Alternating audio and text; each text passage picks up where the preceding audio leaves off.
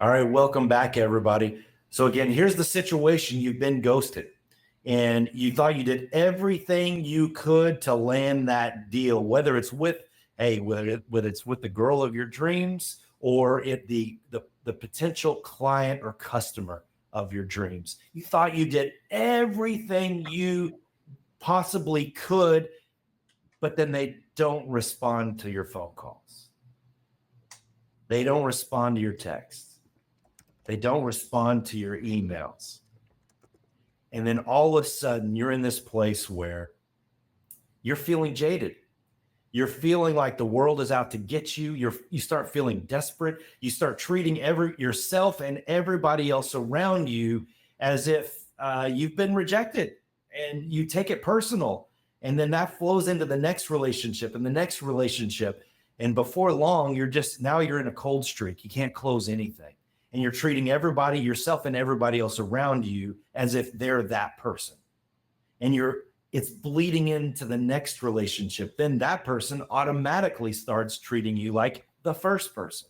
And this chain reaction that starts taking place. Let me bring the great Jen Zandlo back on. And Jen, so no one likes to be in this place where we're internal, we're reactive, we've been ghosted, and now the whole world is ghosting us. We've got this conspiracy theory that everybody is out to get us.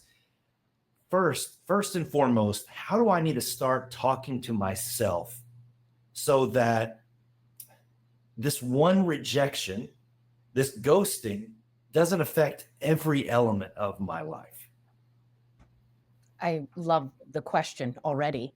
Right? It's our attitude. Our attitude determines our altitude. And it's really important that we check in with ourselves, whether it's before that call even takes place or even after that call takes place and that follow-up is already gone out to that individual. Check in with you. What is it that you want this outcome to be? You have to set those expectations high for you in a positive way. This is going to be a great call. This is going to be a great experience. This is going to be a wonderful time for me to be able to pour into my potential client, share my products and services. I have to say it like this, and we have to be real with ourselves. Sometimes when we get on the negative road, we get addicted to it, and we just keep plowing through with that same mentality. And it comes from old programs that stem up, and we compare it to something else. So we could really lean in on that. When you said that addiction to that negative dialogue, my brain just went boom. You are so on point with that, because it's like we feel like there's a trophy. Someone's going to hand us a trophy for the woe is me trophy. And so what is a person, it's almost like that person is in the belief that all the eggs are in that one basket, that this person is supposed to say yes to me. What is this person, in order to receive this rejection or this ghosting and allow them to go forward, that if their attitude is their altitude, what belief do they need to have in order to be able to take the hits and keep going? No matter which way this goes, it's going to work out. Everything works out for me.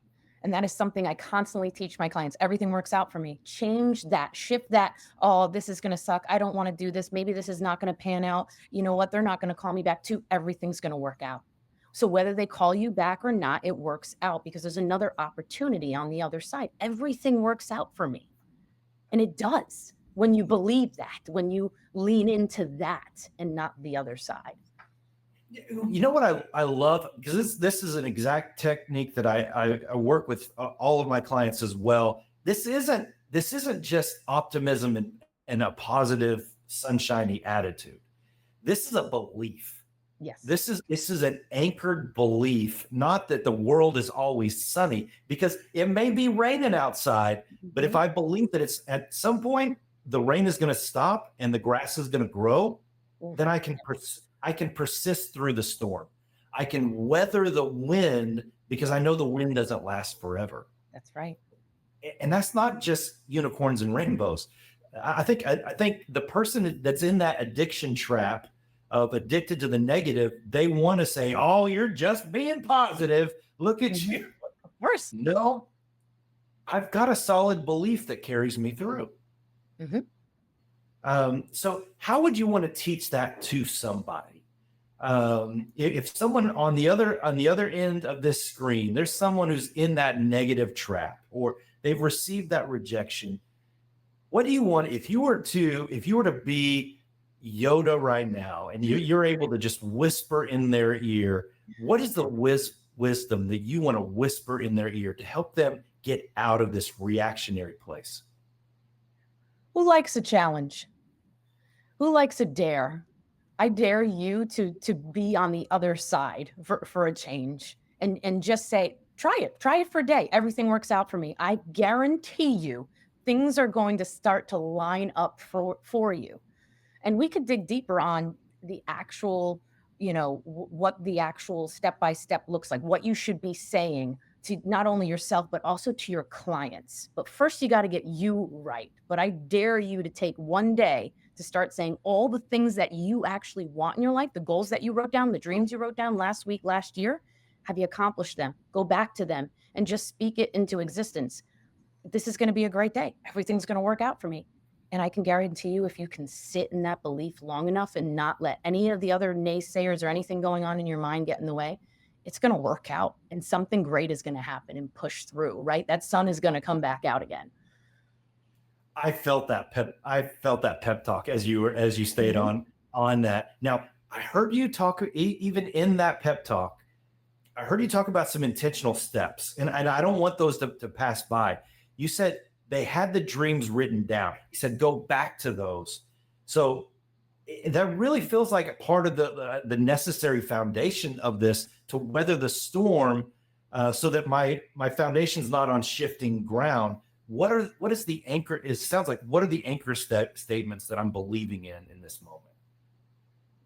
The anchor steps are going back to the basics, looking at your goals, looking at your dreams, speaking them, knowing what you're grateful for, doing the journaling, doing the work behind the scenes to get you there to that next client. It's what you do behind the scenes and those closed doors. That's never going to go away. That's part of your character. That's part of who you are. And sometimes you're going to have to break down old beliefs to build new ones. The picture that I had as you were describing that is, if I'm building a fence, if I'm building anything, and I just build just on the surface, when the wind comes, it's just going to blow it down. But if I get out that shovel and I do the hard work to dig down and get that anchor, that post down deep into the soil, when the wind comes, it's gonna be more secure. Now, Jen, I don't know if you've ever put a shovel in your hand. That's hard work. Yes, it's hard work to dig that thing out, but it sounds like what you're describing is that's the necessary work.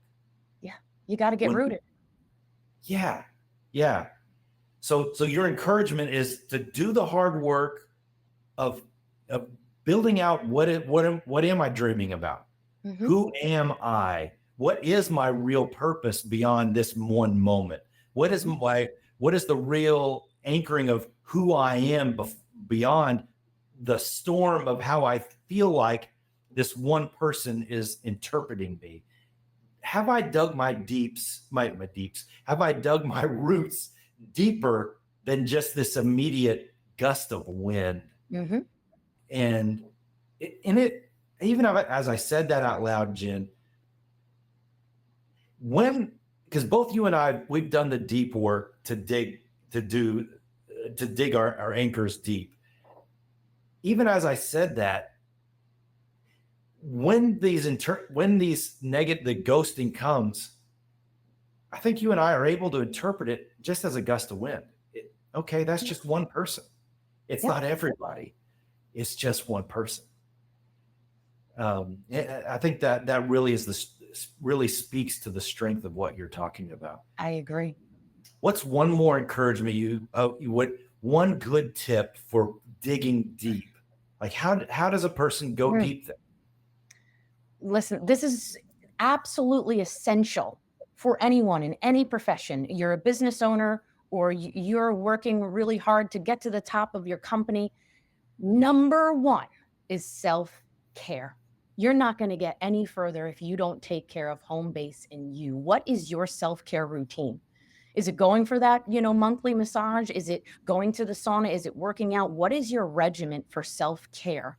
Because it's all about how you take care of you first. That is going to go out to the world. Jen, that was powerful. You're absolutely right. Because when we're in that crisis moment, it's like, if you're not intentional, those are the things that go out the wayside. But what are the things that just refresh your brain? That just allow you to push the reset button.